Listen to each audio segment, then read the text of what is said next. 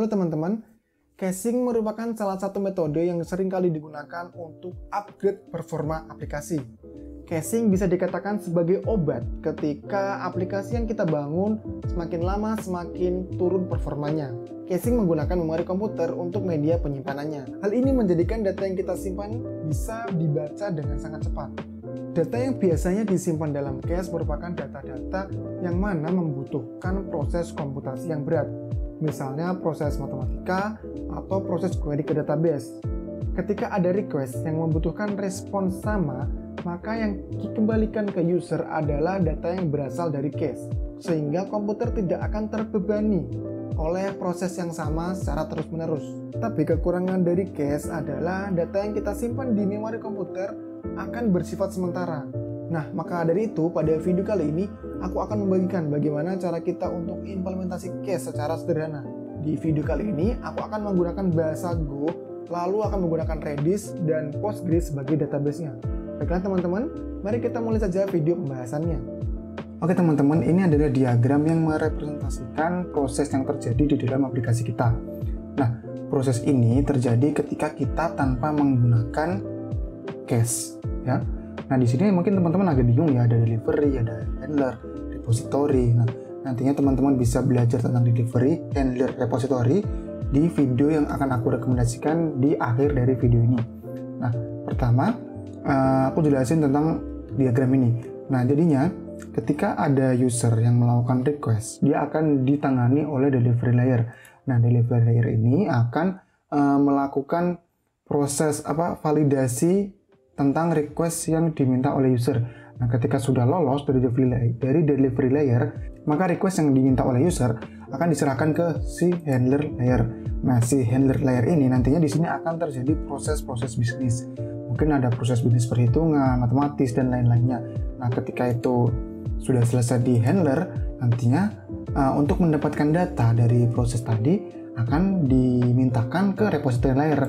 Nah, di repository layer ini kita akan men-query database, kita akan melakukan query, mungkin query insert, query read, dan query lainnya ke database. Nah, dari database nantinya akan dibalikan ke repository layer. Nah, di repository layer akan dikembalikan langsung ke handler, delivery, dan nantinya akan dari delivery ini akan memberikan respon ke user. Nah, sekali lagi, flow ini terjadi tanpa menggunakan cache. Lalu gimana kalau kita menggunakan cache? Nah, kalau menggunakan cache nantinya seperti ini ya teman-teman ya. Nah, jadi ketika ada user melakukan request ke app kita, maka akan ditangani di delivery layer. Lalu delivery layer akan meneruskan requestnya ke handler. Nah, di repository ini, dia tuh pertama kita akan mengecek apakah ada nggak sih di cache layer. Nah, ketika di cache layer ada, maka data akan langsung dikembalikan ke repository layer dan untuk diproses bisnis di handler layer dan nantinya akan dibalikin ke user. Tapi ketika data ini nggak ada di cache, si cache ini mengembalikan nilai 0, makanya si repository akan melakukan request ke database. Nah, ketika sudah di database, ya kan langsung ke repository. Nah, di repository ini nantinya kita akan ngasih proses untuk nge-save atau menyimpan datanya ke cache. Jadi setelah di query di sini, query get, berhasil mendapatkannya, lalu kita akan simpan di cache dan sekaligus kita akan mengembalikan ke handler. Nah, dari handler nantinya akan dikembalikan ke delivery. Nah, delivery lalu akan diterima oleh user. Nah, jadi proses ini itu terjadi dengan sangat cepat ya teman-teman ya. Mungkin di request pertama ketika data yang di request itu nggak ada di cache layer, dia akan melakukan request ke database. Tapi proses kedua setelah data ada di cache, dia akan prosesnya lebih cepat ya. Karena apa? Karena tidak perlu melakukan query ke database. Oke, perlu diingat teman-teman bahwa query ke database itu harganya sangat mahal ya teman-teman ya. Itu menghabiskan RAM, menghabiskan memori, dan ada waktu yang harus dibayar ketika kita melakukan request ke database. Nah, untuk detailnya seperti ini teman-teman ya. Nah, detailnya seperti ini. Nah, misal yang pertama ini kita tuh tanpa menggunakan cache. Nah, jadi seperti ini. Ketika ada satu user melakukan request, dia akan di delivery, kan? Habis itu akan dipas ke handler, lalu akan dipas ke repository, dan akan dilakukan query ke database. Jadi ini bisa dilihat teman-teman ya. Kita andaikan saja di sini 5 milisecond. Lalu 5 milisecond di sini, lalu di repository, dari repository anggap aja ini query-nya query yang berat ya teman-teman ya, membutuhkan proses komputasi yang tinggi. Nah, nantinya di repository layer ini akan membutuhkan waktu kurang lebih 100 milisecond untuk melakukan query. Oke, ketika itu langsung dibalikin ke repository, ke handler, lalu ke delivery, dan datanya akan dikembalikan ke user sesuai request-nya. Nah, bayangkan saja ketika ini tuh ada 10 user. Nah, kalau 10 user aja ini udah menghabiskan waktu segini nih. Ini kalau user pertama aja udah segini. Nah, gimana kalau user kedua, ketiga, dan keempat? Tentunya CPU, memori, dan lain-lain akan jadi penuh ya. Nah, proses yang ada di sini nih bisa lebih lambat lagi gitu. Nah, nantinya biasanya kalau prosesnya lama terus lamban aplikasinya, itu nanti bisa membuat aplikasinya crash, dan ini tuh berhubungan sama user experience yang akan dirasakan oleh si usernya. Nanti bisa-bisa user yang mengakses aplikasi kita akan protes kalau aplikasinya lemot. Nah, beda ceritanya kalau kita melakukan implementasi cache. Jadi seperti ini, kalau kita melakukan implementasi cache. Nah, seperti yang udah aku bilang tadi, bahwa data yang ada di cache itu disimpan di memori komputer. Hitungan di atas kertasnya, ketika kita mengakses ke database dan kita mengakses yang disimpan di disk dengan cache yang disimpan di memori, ini proses membacanya akan sangat lebih cepat. Lebih kecepatannya tuh bisa sampai 2 kali lebih cepat ya. Misal gini nih, ada user akan akses ke delivery, lalu akan akses ke handler, lalu akan akses ke repository. Nah, di repository ini akan dicek nih, datanya ada nggak di cache layer. Kalau nggak ada, ya otomatis dia akan akses ke database, ya kan? Kalau udah di database, mungkin user pertama ini akan menghabiskan waktu segini untuk mendapatkan datanya. Nah, setelah datanya itu disimpan, berhasil di-get di repository layer, lalu akan disimpan di cache, maka akan dikembalikan ke handler dan delivery, ya kan? Nah, proses ini 100 dan 10 ini dia akan cuma dirasakan oleh user yang request pertama. Nah, lalu user yang request kedua, ketiga, dan seterusnya, dia akan mengakses data yang ada di cache. Jadinya prosesnya akan lebih cepat, gitu ya. Dia mengalami proses lamban itu cuma user yang pertama, dan user yang setelahnya dia akan menikmati speed yang lebih kencang ketika mengakses aplikasi kita. Segitu aja teorinya. Langsung saja kita akan praktek implementasi di aplikasi yang sudah aku siapkan. Jadi aplikasi yang sudah aku siapkan ini nantinya sederhana ya teman-teman ya. Jadi aplikasinya nanti ada API untuk melakukan get data post. Mungkin teman-teman lebih familiarnya seperti sistem blog, di mana nantinya ketika kita akses ke blog, kita akan ditampilkan list artikel-artikelnya. Nanti kita akan mencoba mengimplementasikan tanpa caching layer dan menggunakan caching layer. Kita akan membuktikannya lebih cepat atau enggak menggunakan cache dan tanpa menggunakan cache. Oke, teman-teman, mari kita pindah ke kode editor. Oke, teman-teman, sekarang kita udah ada di kode editor. Nah, pertama-tama yang perlu kita lakukan adalah kita harus mengkonfigurasi supaya aplikasi kita ini bisa connect ke Postgres dan Redis. Karena apa? Nantinya di database utama kita menggunakan Postgres. Dan untuk membuat cachingnya, kita akan menggunakan Redis. Nah, di sini aku udah membuat fungsi untuk terkoneksi ke Postgres. Fungsinya seperti ini aja. Nanti kita menggunakan ORM-nya, namanya Gord. Teman-teman bisa melihat dokumentasinya yang aku bakal tulis di deskripsi video ini. Nah, yang kedua, kita harus membuat aplikasi kita supaya terkoneksi dengan Redis. Nah, di sini aku belum coding client-nya ya. Sekarang kita akan mengcoding client-nya. Di bagian ini nanti videonya aku bikin sebagai template supaya lebih cepat saja ya. Oke.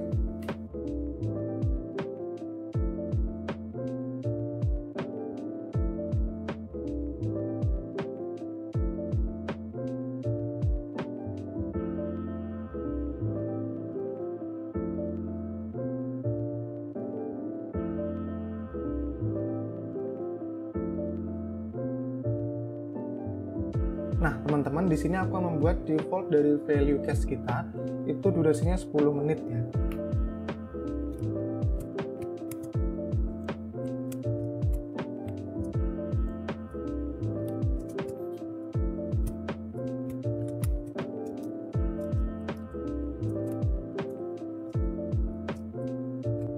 Oke teman-teman, kita udah selesai untuk membuat Redis client yang akan menghubungkan aplikasi kita dengan Redis. Nah, teman-teman bisa melihat sendiri di sini ada fungsi set dan fungsi get. Nah, fungsi set ini nanti berguna untuk menyimpan data yang akan kita pass ke Redis, dan fungsi get akan mereturn value dengan key yang udah kita tentukan di awal tadi waktu kita set. Oke, nah langkah selanjutnya kita akan masuk ke bagian repository. Nah, di bagian repository ini sebenarnya aku udah membuat beberapa fungsi. Contohnya ada fungsi create, ada fungsi update, dan fungsi delete, lalu ada fungsi fetch. Nah, nantinya yang akan kita implementasi menggunakan get adalah fungsi fetch.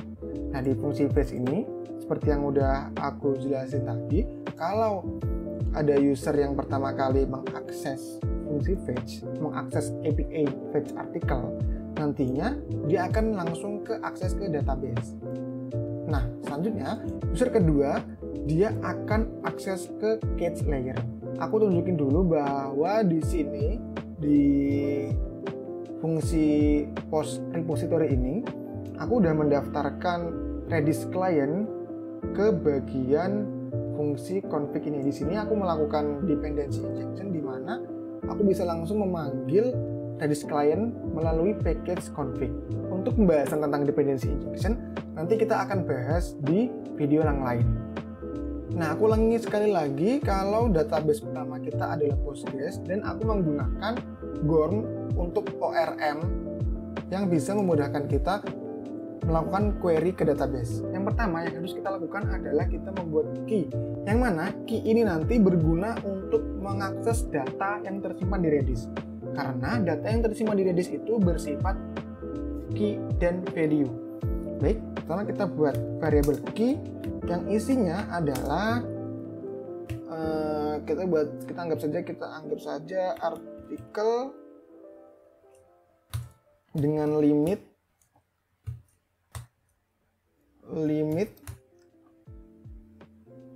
di concat dengan offset value-nya offset. Oke. Nah, tapi di sini ada error ya. Errornya apa? Ya, karena di sini limit itu value-nya integer. Kita perlu nge-convert dulu menjadi string. Kita pakai fungsi atoi kalau nggak salah ya. Atoi, benar.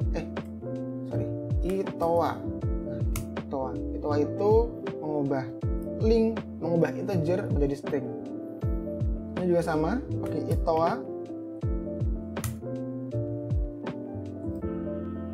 Nah, di sini udah jadi ya key dari cache kita. Oke, di sini key-nya artikel, limit berapa limitnya, offset berapa offsetnya. Oke, selanjutnya kita akan selanjutnya kita akan membuat fungsi di mana kita akan mencari dulu key ini itu ada nggak di Redis-nya. Oke, pertama kita p terus config, terus kita di Redis ya. Sudah aku bilang tadi kalau ini udah melakukan implementasi dependency injection, di mana kita bisa langsung memanggil Redis client dengan ini, dengan fungsi config dengan package config. Oke. Sini aku coba dulu get. Value-nya ada 2, konteks dan key. Oke. Sekarang kita lihat error. Nah, di sini ada 2 ya, returnnya ya. Yang pertama ada value-nya. Oke, di sini kita lihat, kita kasih post aja dan error. Oke. Nah, kalau error berarti dia error kan ya, nggak ada berarti, anggap aja nggak ada. Nah, kalau error kita akan melakukan query ke database. Nah, di sini fungsi query ke database kita cut aja fungsinya, lalu kita taruh sini. Oke. Kalau error di Redis, file bererror ini ada isinya, kita query ke database ya. Setelah berhasil query ke database ya, dia akan dimasukkan ke struct ini ya teman-teman ya. Tentang cara penggunaan Redis nanti kita akan bahas di video yang lain. Oke. Karena di video ini kita akan fokus tentang bagaimana implementasi caching layer. Nah, setelah selesai melakukan query ke database, kita akan menyimpan hasil query ini ke cache layer. Oke. Kita akan menggunakan fungsi set. Kita panggil lagi Redis client-nya. Kita set, jangan lupa variable context sebagai parameternya. Lalu kita lihat set ini apa aja. Oke. Key dan value. Key-nya apa? Key-nya ini yang udah kita tentuin tadi. Key.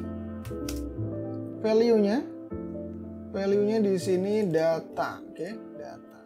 Nah, data ini apa? Data ini ya ini variable data itu apa namanya? Slice dari pointer model post. Pointer post, oke. Oke, di sini udah di set.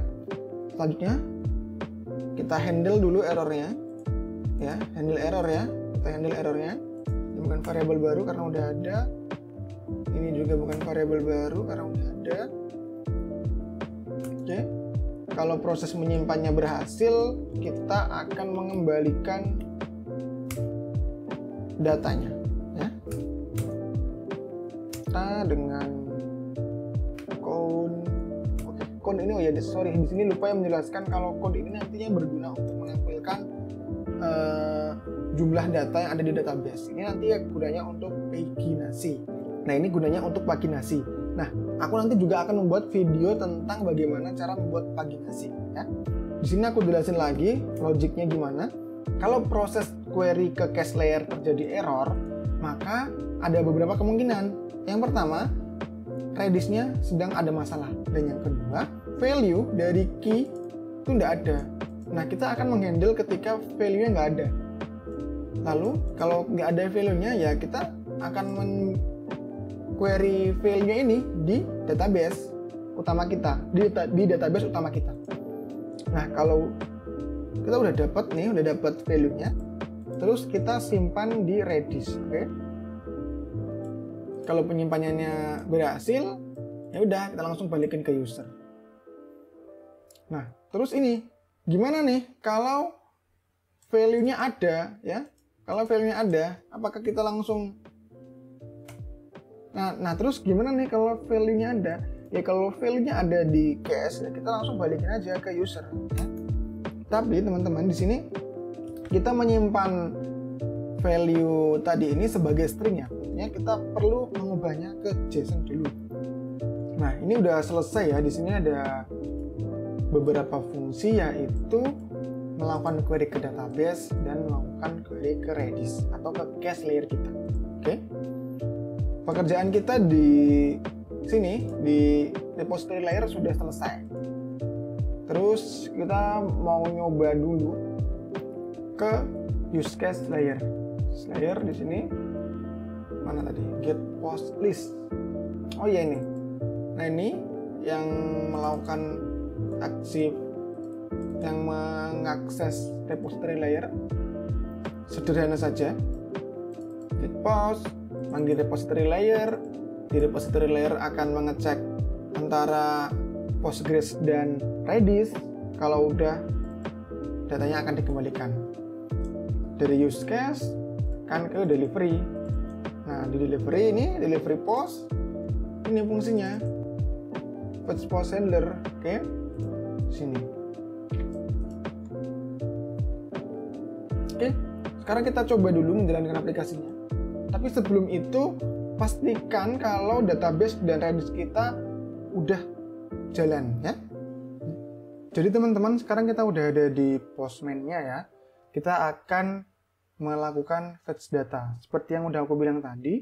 Karena di Redis-nya masih kosong, operasi pertama ini akan langsung akses ke database. Oke, kita send. Nah, Ini ya teman-teman ya, udah berhasil nge-get datanya. Di sini ada limitnya ada 10 dan offsetnya ada 0. Nah, teman-teman bisa perhatikan ini. Waktunya dia 269 milisecond. Ya. Nah, ketika kita get tadi di sini itu ada dua operasi. Yang pertama operasinya adalah meng-query ke database, dan yang kedua menyimpan hasil query ini ke cache layer. Oke, sekarang kita akan mengecek di Redis-nya ya. Nah, di sini udah ada key-nya, key yang kita setting tadi, yaitu artikel limit berapa, offset berapa, dan ada value-nya. Nah, otomatis kalau user kedua akses ke endpoint dengan limit 10 dan offset 0, dia bakal nge-get datanya ada di cache. Oke, sekarang kita ke Postman lagi. Nah, sekarang teman-teman bisa lihat kan, tadi berapa? Sekitar 200-an milisecond. Nah, sekarang data yang sama, limit 10, offset 0, respon times-nya lebih cepat ya. Dari 200 ke 87 milisecond. Oke? Karena user pertama itu tidak menggunakan cache, dia langsung ke database. Nah, sepertinya sampai sini dulu pembahasan tentang menggunakan Redis dan Postgres. Menggunakan Redis sebagai caching layer dan Postgres sebagai database utama kita. Oke teman-teman, kalau teman-teman mau request materi apa yang pengen dibahas, teman-teman bisa komentar melalui kolom komentar video di bawah ini. Aku Asdita, sampai jumpa.